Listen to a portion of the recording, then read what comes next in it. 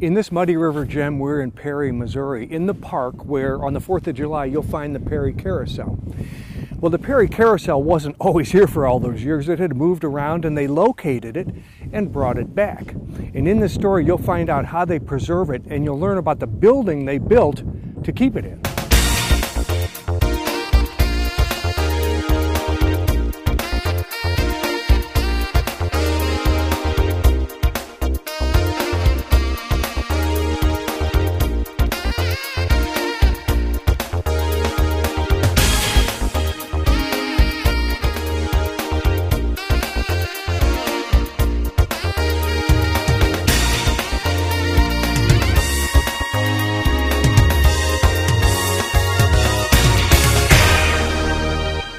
Wayne Jones, there's only one town in Missouri that has the oldest carousel, and it's Perry. And you're the president of the Friends of the Old Carousel, the Perry Carousel. This is really a monumental achievement to find this thing and bring it back to Perry, and then to build a building to house it so that you can keep it protected from the weather. Pretty big accomplishment. Yeah, it is. Yeah. We're proud of our community supporting us with I'll this. bet you are. Yeah. And if the Friends of the Perry Carousel didn't exist, this project wouldn't exist, would it? No, that's true. Yeah. What are you holding in your hand there? I'm handling a cord here to plug in the electric motor to run it with. Okay, now originally when this was built in the 1890s, this was run by a steam engine. That is true. Yeah. But we don't have the steam engine here today, but we're going to watch it we're going to watch it go around anyway, aren't we? That's correct. Okay. Well, that's cool. Why don't you go ahead, and it looks like a big dryer plug is what it looks like. It is. That's what it is. Okay. If you would, go ahead and plug that in for us, and then we'll see how this thing operates.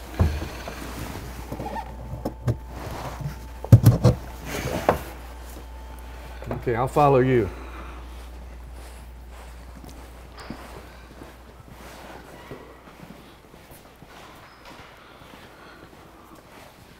Now, Wayne, you're headed over toward the area there where the old steam engine would have been if we were still run by steam, right? That's where the steam engine's going to live, right? That's right. Mm-hmm. What happens now? I mean, how's it driven?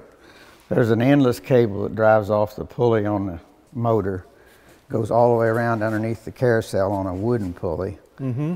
It just drives off of that. It's not gear driven. It's just simply a cable. You know, you must be a farmer because you understand how all this works, but there aren't many carousels around to learn about this pulley and all these drivers and stuff. So you must be a farmer, right? I grew up farming. Yeah, yes. so you know how farm equipment works, and I guess a carousel works pretty much the same way, huh? Somewhat.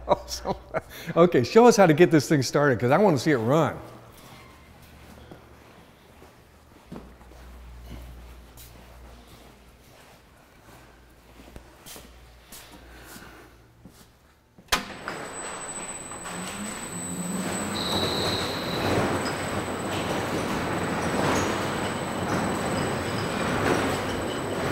Okay, Wayne, it does make a lot of noise even though there's no music involved. There would be music normally, wouldn't there, with it? There would be. Like calliope music or some kind of,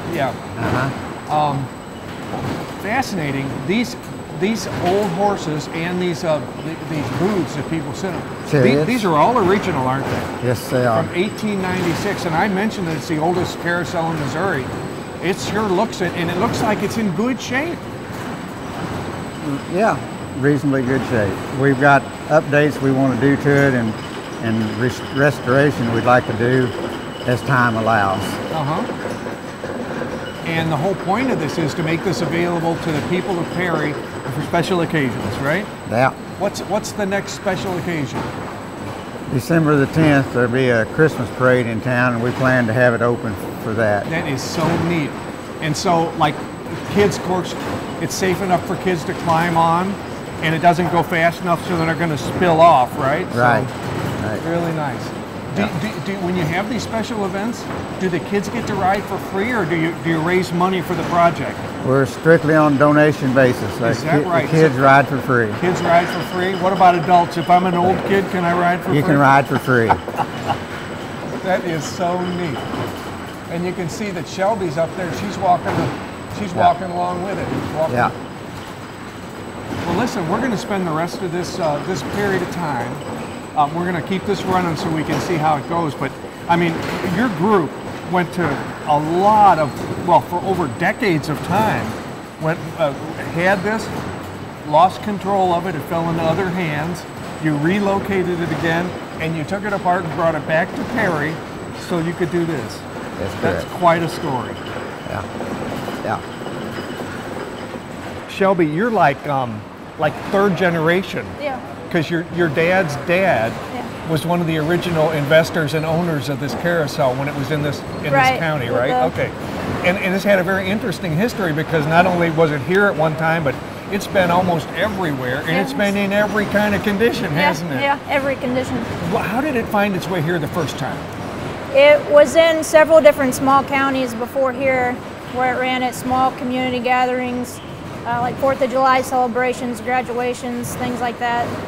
And it just passed hands. You know, one county would use it for a while and then they'd sell it to another community. So it found its way here with the Oddfellows Lodge in about 1942. Mm-hmm. And then the Mark Twain amusement company formed in about the mid-1950s. And that's what my grandpa was part of with some of his friends. And they ran it at the 4th of July celebrations here. And they ran it at Mount Pleasant, Iowa, and like Plath City, places where they had steam shows like that. Yeah, and that's a big affair, isn't it? A lot of people come to that. Yeah, and it was really big back then when the steam engines were really popular. Mm-hmm, mm-hmm. Yeah. And this was originally run by a steam engine. Yeah, and we still have it. It's just getting worked on. Yeah. We're converting it over to run on steam or on air compression. Yeah. So it's safer and cleaner. So as things would have it, you know, it went off to Kansas for a while, and it was in all kinds of weather, and it got all beat up in storms, right? Because it was living outside. And then, how did it find its way back to Missouri again? Ron Leake, that runs the Historical Society for Rawls County, he remembered riding it as a child, which was really, you know, fond memories for him. Yeah. And he overheard someone saying that they remembered riding one similar to this one at Faust Park in Chesterfield. So Chesterfield, Missouri, down near St. Louis. Right, yeah. So he did some research and went down there to talk to them, and they said, yeah, we still have it in storage here. So it had ran last time in 1992. So it had been in an old barn there on the premises in storage since then. And he got a group of us together in Perry that he knew might be interested in bringing it back here. Yeah. And we went and got it. And that was Mr. Leake, right? Yes. He was the one that kind of got the whole thing put together. Yes. How did you get it back? That's the thing. I mean, this must take many truckloads to get this back. We had maybe 2 big just trailer loads full, and we just packed it all on. We've done enough times now bringing it back and forth from storage over to the tennis court here at the park. I think when my grandpa and them owned it, they got it all in one trailer. I don't have a clue how they did it. I don't know how they did that. Now, who actually did the artistic work, though? Because these animals, they look like they've been conditioned. They're in beautiful condition with the painting and the carving. Right. How did that get done? Well, it's a Armitage Herschel carousel. So when it was originally built in North Tonawanda, New York, they're all hand carved, all hand painted there. They've been restored over the years. I know about 8 of the horses never made it back from Kansas. So they have been remade. Replaced, yeah. Yeah, probably someone who specializes in that. I know one, I think, was stolen when the Mark Twain company owned it here. So I know they had a company in California build a new one. Yeah. And if you look closely, you can tell which one it is because it looks different from all the others. Is that right? Yeah. And they've just been repainted over the years by owners and them giving them to others to fix for them. So it's over 100 years old, so I don't know how many times they've had to been repainted, but it's 1896. It's remarkable condition. It really is. Yeah. Wayne, I think the most remarkable thing about this whole story is it's not the carousel itself, which is it's beautiful and it's ancient, but the fact that your group thought so much about this and you wanted to get it out of the weather and not have to put it back together every time you wanted to bring it out for the community. You built a building to house it. That's a remarkable achievement. Thank you. How did that decision come about? Well, over a period of time, at several meetings, we discussed it, and we decided that we needed to do something to preserve it. We had a building committee that met once and twice a month for the better part of a year, making decisions about how to go about this. And we had fundraisers to raise money to do it. We drew up floor plans of what we needed based on the size of the carousel and based on the fact we wanted a little bit of meeting room up front to let the community be a part of it. Yeah. Yeah. We hired 2 different Amish crews to put the building up. Elmer Hilty did the concrete work, and Andy Yoder and his crew did all the construction, the framing. Yep. How long did it take to get the thing put together? 8 months, give or take. How long's it been here? Going on a year. Going on a year. And you're a carpenter, right? So you kind of did the measuring, and you did sort of the design work, I guess, and then turned it over to them to build. Is that the way that happened? Somewhat, yes. But you had some help on the committee, huh? Oh, yeah. What are we talking about as far as cost goes? I know that you did a lot of fundraising. How much did you have to raise? We're somewhere around 150. Wow. A town of 600 people. Yes. That's remarkable. Yes, That's it remarkable. is. We're very blessed to have a community that supports us like they do. And now you've got this carousel, and the wonderful thing about it is you have room to bring the community in, but you also can keep this out of the weather, and you don't have to be taking it apart and putting it back together all the time, which must have been a feat. It was. Every piece is numbered. It was built before mass production and all hand built, so every piece is numbered so it fits together with the next piece. So it's quite a feat to put it together. Yes, it is. Well, thanks, Wayne. We'll be back with more. Let's watch this first.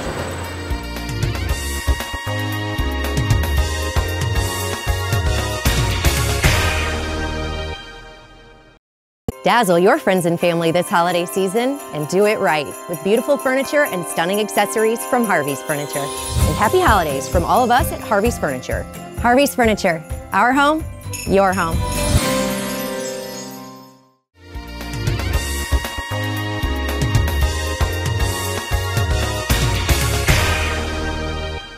Well, Judy, does it bring back memories? It does, a lot of memories. Back in 1958, when we moved to town, it was set up every year at the 4th of July picnic, and that was a big deal here in Perry. I'll bet it was. For how many years? I mean, how many generations would remember this? Oh my goodness, well, probably, there's ladies here in town that are 90 years old that have ridden it. So I'm not quite that old. No, not quite. We were talking about the fact that, we were just about this building being built here. Yes. And in fact, your family had something to do with the property that this is built on. Yes, we had donated the property.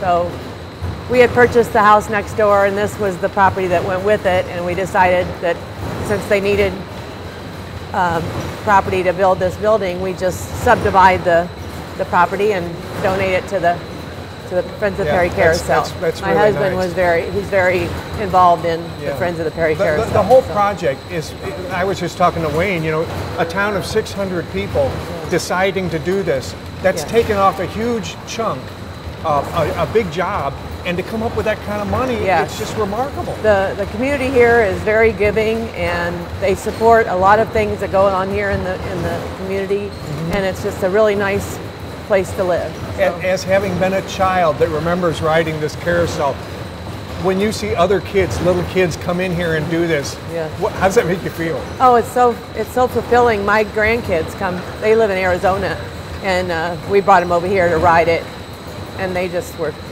thrilled about it. But this is a lot different than a normal carousel they ride nowadays. And I'll bet everybody in this part of Missouri is familiar with Perry and the carousel. In fact, they probably go together, don't they? They do. They do. A lot of people come in town to specifically to ride the carousel. We have a lot of people that come in.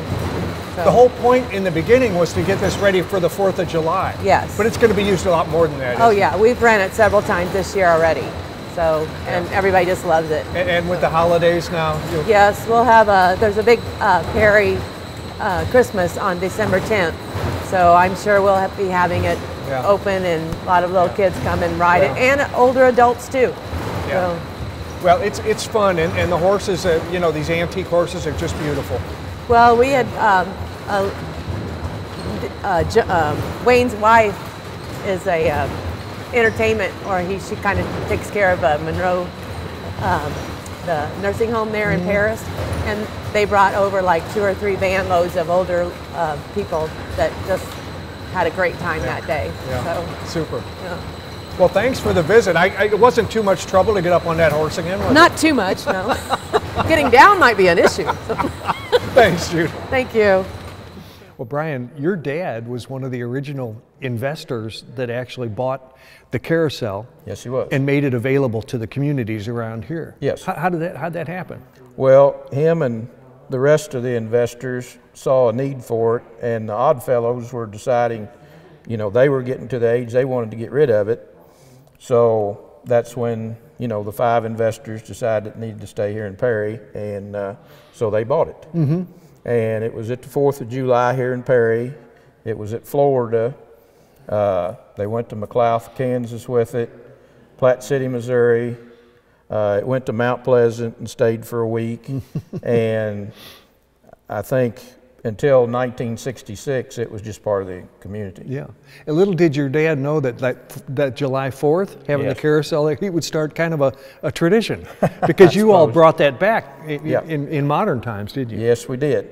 And I guess we'd have to thank Ron Leake for that, because he was the one that pursued it for so many years. The rest of us knew about the carousel, but we weren't probably, you know, in a position well, we all still had day jobs, so. Somebody had to really have the energy and determination to get this thing, to track it down and bring it back, right? That was Ron. And that was Ron, yeah. Okay. Well, when you ended up finding it, I know Shelby told us earlier, you found it, or became aware of it, and it was down in Chesterfield, Missouri. Yes. And you've got, we're looking at some pictures here. This is when you encountered it, and actually, those horses look like they're in pretty good condition. They are, they are.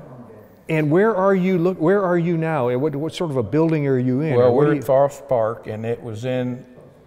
They actually have a building that houses another carousel that they run, and this was part of that complex.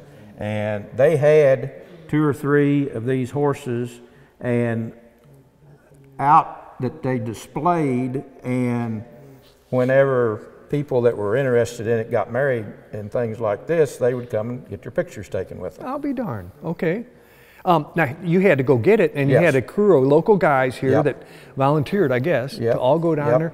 It's a heck of a thing to have to bring back, because it's huge, isn't it? It is, yes. And it looks like you got some pretty big guys there that help you. I think there were 3 trailers that we took down that day to bring it back. Is this the steam engine that drives the carousel? Yes, it is. Okay. And that's being reconditioned, and it's going to come back, right? Yes, it's at Sullivan, Missouri, and it's getting reconditioned okay. right now. Well, I'd imagine that's expensive too, and you got to raise money to do that too. Okay, now, when you brought it back, it was in a variety of disrepair, wasn't it? Yes. I mean, I can tell by these parts that are laying around on the floor here. This is in a local building, right? You get it back here, and you're now sort of figuring out what you got and what you don't have. That's right, yes. And what kind of boards had been rotted and need to be replaced. And we had a wheel that actually runs underneath that was missing. And like the copper tubes on the outside of the pipes here, they were missing. Several of them were.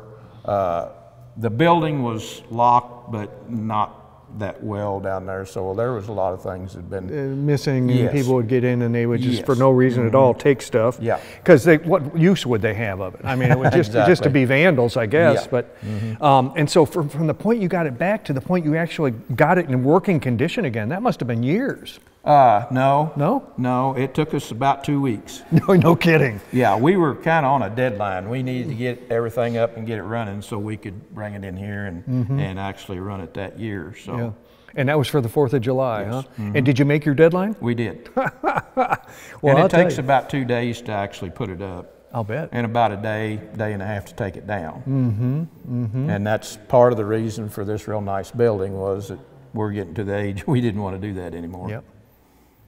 And we had, you know, big loaders and, you know, a lot of mechanical things that my dad and the rest of them didn't have, you know, back in the 60s to use. So. And because they had the commitment and the resources and determination to build this building for the carousel, they won't be dismantling it, taking it apart, storing it and putting it back together several times a year. With another Muddy River gem in Perry, Missouri, I'm Mark McDonald.